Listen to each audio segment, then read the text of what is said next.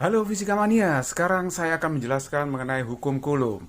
Hukum Coulomb mengatakan bahwa gaya tarik atau tolak antara dua benda yang bermuatan listrik berbanding lurus dengan hasil kali muatannya dan berbanding terbalik dengan kuadrat jaraknya. Misalkan saya memiliki dua benda yang bermuatan listrik. Anggap saja muatannya sama-sama positif. Nah, pasti kalau sama-sama positif saling tolak-menolak. Jadi gayanya pasti keluar. Gaya di Q1 dengan Q2 itu pasti sama besar karena ini merupakan gaya aksi reaksi. Misalkan aja dia terpisah pada jarak R. Berapa gayanya itu? Nah, Meister Coulomb telah menciptakan rumusnya bahwa gaya tarik atau gaya tolak dua benda yang bermuatan listrik itu adalah dirumuskan F kakiku remuk-remuk kaki per R kuadrat. Ya, itu sering dibaca kakiku remuk-remuk untuk menghafalkan atau kakiku retak-retak.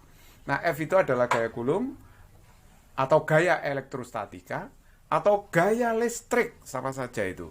Kalau K itu adalah konstanta Coulomb, nanti satuannya Newton meter kuadrat, Coulomb pangkat min 2 dalam SI. Kalau Q1 itu berarti muatan benda 1, satuannya Coulomb. Q2 itu muatan benda 2, satuannya juga Coulomb. Sedangkan R itu jarak dua benda, satuannya adalah meter. Sedangkan K, konstanta Coulomb, itu dirumuskan 1/4 pi epsilon 0 kali epsilon R. Saya beri keterangan.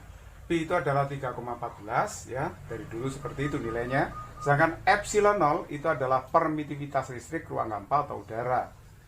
Nah, nilainya adalah 8,85 kali 10 pangkat min 12 Newton pangkat min 1 meter pangkat min 2 Coulomb kuadrat. Epsilon R itu menyatakan permitivitas relatif dari mediumnya atau bahan. Khusus untuk ruang hampa atau udara, epsilon R-nya itu sama dengan 1. Sebenarnya tidak sama persis. Kalau hampa itu epsilon R-nya 1 persis, tapi untuk udara bernilai 1,0001. Tapi itu hampir sama aja dengan hampa, sehingga disamakan aja epsilon R-nya adalah 1 karena perbedaannya terlampau kecil. Nah, sedangkan K itu kalau epsilon R-nya 1 bisa ditulis berarti 1/4 pi epsilon 0 saja. Karena ini epsilon R-nya itu bernilai 1. Nah, 1/4 pi epsilon 0 ini kalau dihitung dengan kalkulator, pi-nya 3,14, epsilon 0-nya dimasukkan ini, nanti dapatnya adalah 9 kali 10 pangkat 9 Newton meter kuadrat Coulomb pangkat min 2. Nah, selain ruang hampa, maka K-nya harus memunculkan nilai epsilon R-nya. Jadi K-nya itu 9 kali 10 pangkat 9 per epsilon R. Tadi di udara itu 9 kali 10 pangkat 9 ya, karena epsilon R-nya 1. Kalau tidak 1, contohnya ini, muatan diletakkan dalam air. Epsilon R-nya tidak lagi 1, tapi bernilai 80. Nah, dari mana nih 80? 80 itu adalah dari tabel permitivitas relatif. Anda bisa lihat browsing di Mbah Google misalnya, maka nanti Anda menemukan tabel permitivitas relatif bahan. Jadi itu nggak perlu dihafalkan karena permitivitas relatif itu merupakan karakteristik suatu bahan. Apa itu sebenarnya permitivitas relatif? Permitivitas relatif itu adalah kemampuan bahan atau medium untuk menyimpan muatan listrik. Jadi kalau misalkan bahan itu memiliki permitivitas tinggi, itu artinya bisa menyimpan muatan dengan daya tampung yang tinggi. Jadi kalau muatannya berada di dalam air, maka epsilon R-nya ini harus diganti 80. Jadi kalau saya ganti 80, dapatnya adalah 9/8 kali 10 pangkat 8 Newton meter kuadrat Coulomb pangkat min 2. Jadi artinya kalau muatannya diletakkan di dalam medium selain ruang hampa dan udara, pasti K-nya itu akan lebih kecil. Jadi nilai K sebesar 9 kali 10 pangkat 9 itu adalah nilai terbesarnya dari konstanta Coulomb. Kita ingat bahwa gaya Coulomb itu adalah besaran vektor. Jadi selain kita harus bisa menentukan nilainya pakai rumus tadi, maka kita juga harus bisa menjumlahkannya secara vektor atau meresultankan secara vektor. Jadi tidak bisa dijumlahkan secara aljabar biasa. Oleh sebab itu kita harus mengerti dulu bagaimana cara menggambar gaya kulumnya. Misalkan ada interaksi dua muatan positif sama negatif seperti ini. Bagaimana cara menggambar gaya kulumnya? Caranya adalah tarik garis penghubung antara dua muatan itu. Kalau ini positif sama negatif, maka gayanya pasti akan saling ke dalam seperti ini. Jadi saling mendekat. Jadi gaya pada Q1 akan menuju Q2, sedangkan gaya pada Q2 akan menuju Q1. Karena dia saling tarik-menarik seperti ini. Dan garis kerja gaya itu terletak pada garis hubung antara dua muatan. Tidak boleh tidak terletak pada garis hubung. Ini garis hubungnya ya. Jadi garis kerjanya harus di sini. Terletak pada garis hubung dua muatan. Nah kalau misalkan ini ada muatan positif Q1, Q2 positif, maka dia akan tolak-nolak. Cara menggambar gaya kulumnya, ditarik dulu garis penghubung lurus pakai penggaris ya. Nah terus kemudian digambar gayanya tolak-menolak, berarti saling menjauhi seperti ini. Jadi ini tidak boleh gambar gayanya ke sana atau ke situ, tidak boleh. Harus garis dengan garis hubung antara dua muatan. Bagaimana kalau misalnya ada interaksi tiga muatan? Saya ditanya misalkan, tentukan gaya kulum pada Q3 atau hitung resultan gaya kulum pada Q3, maka kita wajib menggambar gaya-gaya kulum pada Q3 saja. Jadi lihat ini gayanya, saya tarik garis penghubung antara Q3 dengan Q1, karena ini plus sama min berarti tarik-menarik, makanya gayanya menuju ke Q1. Saya beri nama F31, gaya pada 3 karena ditarik muatan 1. Nah terus kemudian F32, gayanya adalah ke sini, karena ini min, jadi plus sama min ditarik. Jadi ini saya baca gaya pada muatan 3 karena ditarik oleh muatan yang kedua. Berarti kalau begitu nanti ada sudut cepitan antara gaya F31 dengan F32. Bagaimana menjumlahkannya? Tidak secara aljabar. Jadi tidak bisa kita menjumlahkan F31 tambah F32 selesai. Enggak. Tapi kita harus menjumlahkan secara vektor. Jadi ingat-ingat teori vektor di kelas 10 dulu. Nah, contoh soal yang nomor 4. Ini misalkan ada 4 muatan saling berinteraksi. Tapi yang ditanyakan adalah berapa resultan gaya kulum pada muatan Q2. Kita hanya wajib menggambar gaya kulum pada Q2 saja. Jadi gaya pada Q2 itu gaya yang mana saja. Kita lihat bahwa 2 dengan 1 itu akan saling tarik. Jadi Q2 ditarik oleh Q1, gayanya segaris dengan garis hubung. Lihat ini antara Q1 dan Q2, F21 menuju Q1. Terus kemudian F24, lihat, itu berarti tarikan muatan 4 positif pada Q2. Lihat, min sama plus itu tarik-menarik, gayanya ke Q4. Jadi saya beri nama ini F24. Terus kemudian Q2, Q3, min. Kalau minus sama minus pasti akan saling tolak. Jadi kalau begitu lihat gayanya menjauhi muatan Q3. Tetapi gayanya tetap terletak pada garis hubung antara dua muatan. Jadi arahnya menjauhi. Saya beri nama F23. Nah bagaimana cara menjumlahkan secara vektor? Nah tentu saja ini harus dijumlahkan secara vektor yang melibatkan 3 gaya. Ini biasanya kita menjumlahkan secara analitis. Contoh soal nomor 1. Ini misalkan saya punya 2 muatan, Q1 9 mikrokulum, Q2 adalah 49 mikrokulum, terpisah pada jarak 12 cm. Terus diantaranya itu ada muatan Q kecil, muatannya tidak diketahui. Yang ditanyakan adalah berapakah jarak muatan Q kecil terhadap Q1 agar resultan gaya kulum pada Q kecil sama dengan 0. Nah, ini soal yang cukup mudah. Caranya kita tentukan misalkan jarak Q kecil terhadap Q1 itu adalah X. Maka jarak Q kecil terhadap Q2 adalah pasti 12 min X. Pada Q kecil itu akan bekerja 2 gaya. Yang pertama, Q kecil akan ditolak oleh Q1, jadi gayanya menjauhi Q1. Karena ini ditolak ya. Jadi gayanya ke sana, saya beri nama F1. Maksudnya tolakan dari Q1. Terus kemudian Q2 ini juga menolak. Nah, ke sana berarti gayanya ke kiri. Itu saya beri nama F2 saja. Ingat pada muatan Q kecil itu gayanya kan 0 ya. Jadi jumlah gaya pada Ki kecil itu sama dengan 0. Resultan dua gaya yang berlawanan itu tinggal mengurangi saja. Jadi F1 dikurangi F2 sama dengan 0. Berarti F1 sama dengan F2. Jadi F1-nya interaksi antara muatan Ki kecil dengan Ki1. Jadi kalau begitu hukum Coulombnya kakiku remuk. Jaraknya Ki1 dengan Ki itu adalah X kuadrat ya. Tadi kan ada R kuadrat gitu rumusnya. Berarti X kuadrat. Kemudian K F2 antara Ki kecil dengan Ki2. K Ki2 dikalikan Ki kecil dibagi dengan jaraknya adalah 12 min X di kuadrat. Lalu kita coret kakinya. Ini kakinya kita coret aja. Berarti Ki1 di situ adalah 9 ya. Per X kuadrat sama dengan Ki2-nya 49 dibagi 12 min X di kuadrat. Terus kemudian di akar kedua ruas. Jadi ini 3 per X. Ini sama dengan 7 per 12 min X. Dikalikan silang aja. Berarti ini 36 min berapa itu? 3X sama dengan 7X. Jadi kalau begitu ini dipindah ke ruas kanan, 10X sama dengan 36. Berarti X-nya itu adalah 3,6 cm. Jadi kalau begitu jarak muatan Ki kecil terhadap muatan Ki1 adalah 3,6 cm.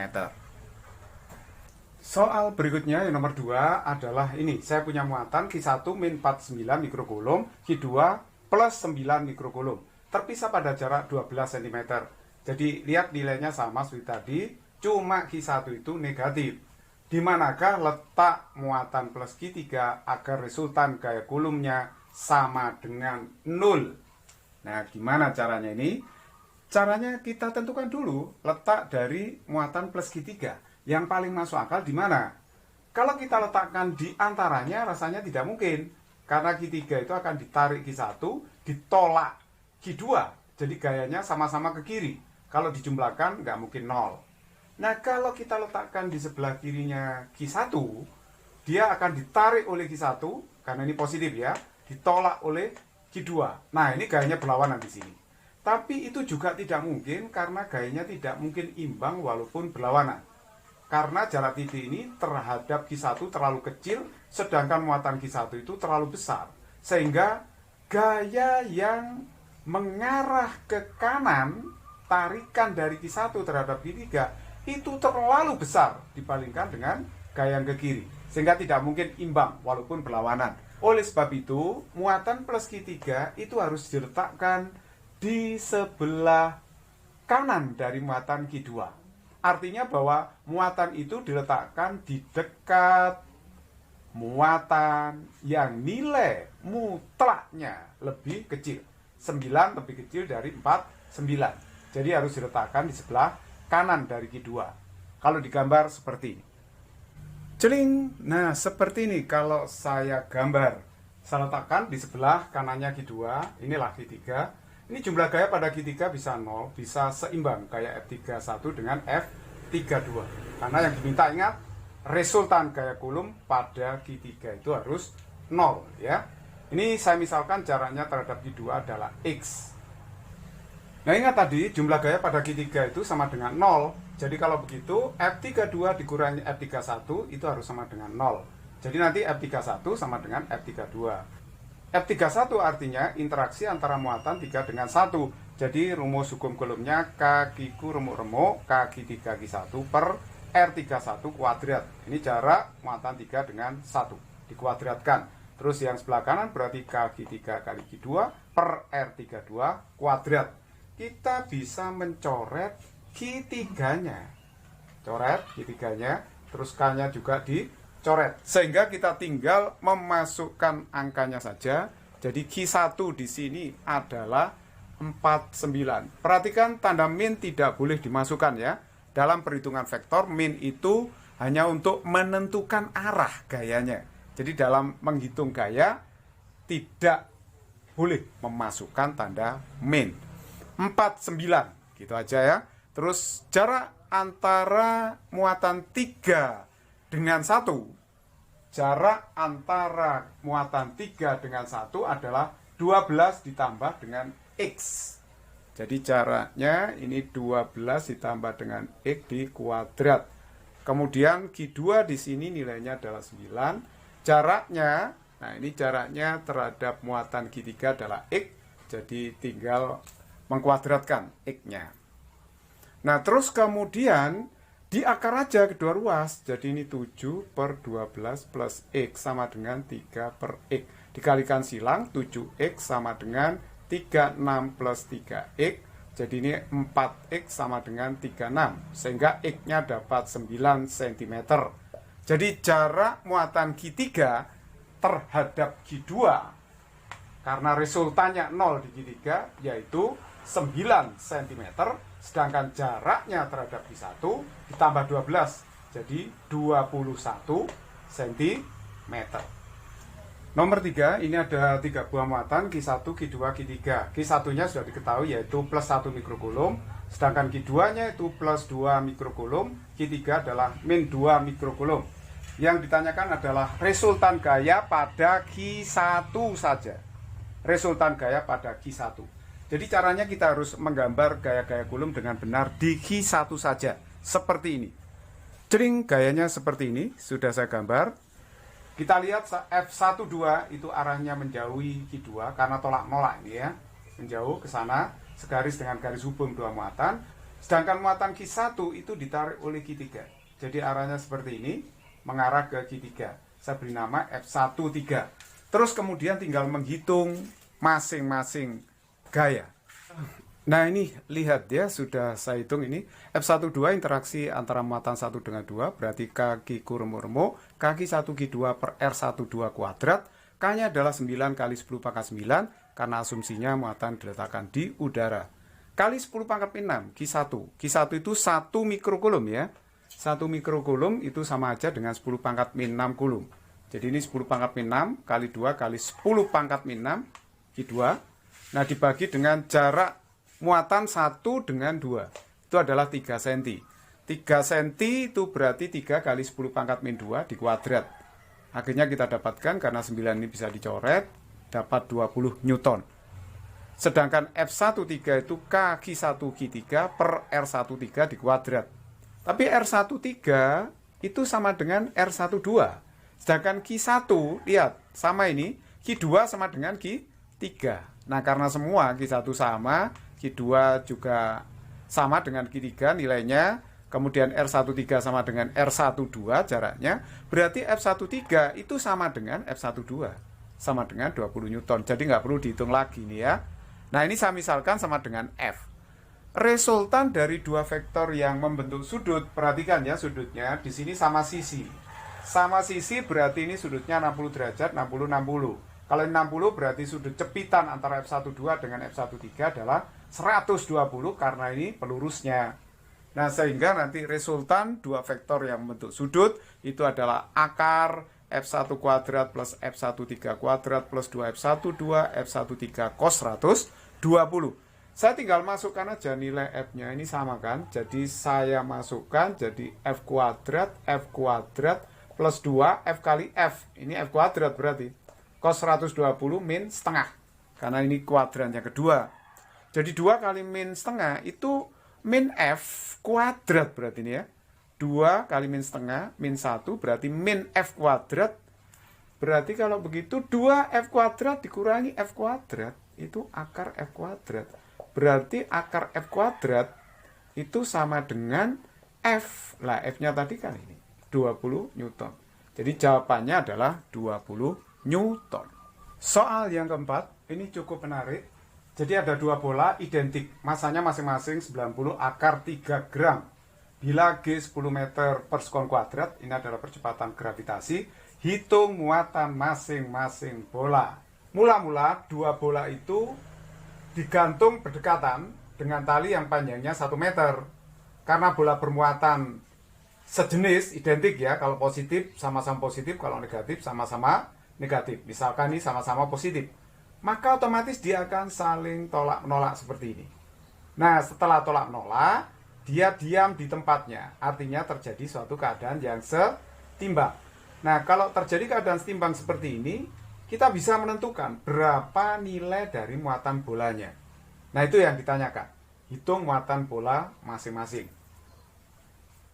Nah, kalau kita mendapatkan soal seperti ini, caranya kita cukup meninjau salah satu bola aja. Bisa yang kiri, bisa yang kanan. Misalnya saya pilih yang kanan. Jadi gambar gayanya seperti ini. Cring. Nah, gambarnya seperti ini. Jadi saya pilih bola kanan untuk menggambar gaya-gayanya. Lihat ini gayanya cuma ada 3. Ada F, gaya tolak menolak antara dua muatan. Terus kemudian ada gaya berat pada bola yang kanan ini. Terus kemudian ada juga tegangan tali yang arahnya miring ke atas. Nah, hanya 3 buah gaya. Jadi persoalan ini tidak terlalu sulit.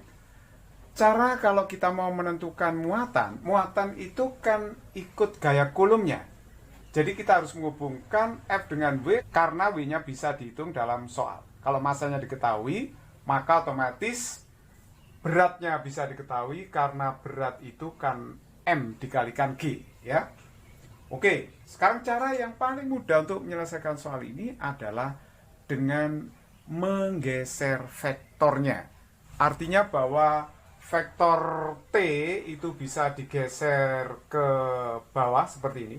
Nah, seperti itu ya. Sedangkan F-nya bisa digeser ke sini. Kalau saya tarik garis lurus, jika di sini sudutnya 30 derajat, pasti ini juga 30 derajat. Karena sudut ini adalah sudut yang sehadap. Nah, kemudian vektornya saya geser-geser, sehingga nanti akan terbentuk vektor siklis seperti ini. Jering, lah seperti ini ya. Vektornya berputar. Ini yang namanya vektor siklis. Vektor ini sebenarnya dari pemindahan tadi F dipindah ke bawah, digeser ke bawah, dia tegak lurus dengan W seperti ini, ya, digeser ke bawah, tegak lurus dengan W. Sedangkan T dipindahkan ke sini, ya, digeser ke bawah seperti ini, akhirnya dia di situ, ya, sehingga terbentuk vektor siklis.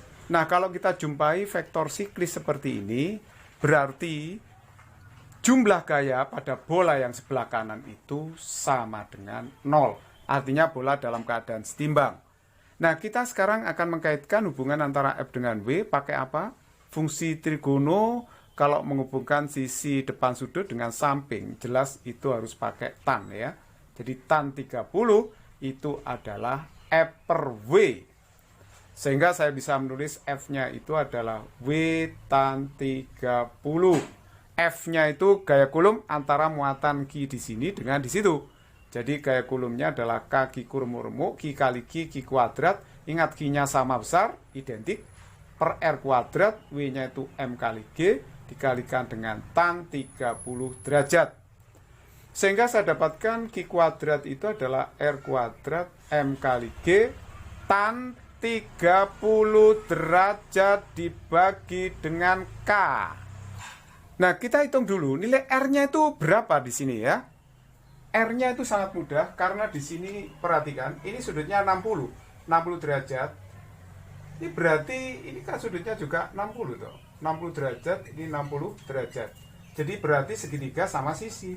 Kalau sama sisi ini 1 meter, sisinya ini 1 meter, tentu saja sisi yang ini juga 1 meter. 1 meter, 1 meter, 1 meter. Karena sudutnya 60, 60, 60. Jadi jarak dua muatan itu adalah 1 meter. Sehingga kita tinggal masukkan aja di sini. R-nya adalah 1 meter kuadrat. M-nya adalah 90 akar 3 gram. Harus dikalikan 10 pangkat min 3. Karena ini masih gram, dijadikan kilogram. G-nya adalah 10. Tan 30 itu 1/4 akar 3 atau 1/3 akar 3. Terus kita bagi dengan K-nya adalah 9, 10 pangkat 9. Nah, ini kalau kita hitung, tinggal mencoret aja akar 3-nya. Seret, seret gitu ya. 9 coret, seret, seret. Berarti ini tinggal berapa gerangan? Ini kan 10 pangkat min 1 ya yang atas. 10, 10, 10 pangkat min 3. 10 pangkat min 1 dibagi 10 pangkat 9. Berarti 10 pangkat min 10. Tapi jangan lupa, ini masih Q kuadrat. Jadi kita kalau mencari Q-nya, itu akar. Akar 10 pangkat min 10 adalah 10 pangkat min 5 kulum berarti. Atau boleh ditulis dalam bentuk mikrokulum, yaitu kali 10 pangkat 6, jadi 10 mikrokulum. Nah, inilah besar muatan Chi pada masing-masing bola yang ditanyakan. Fisik is very easy and fun.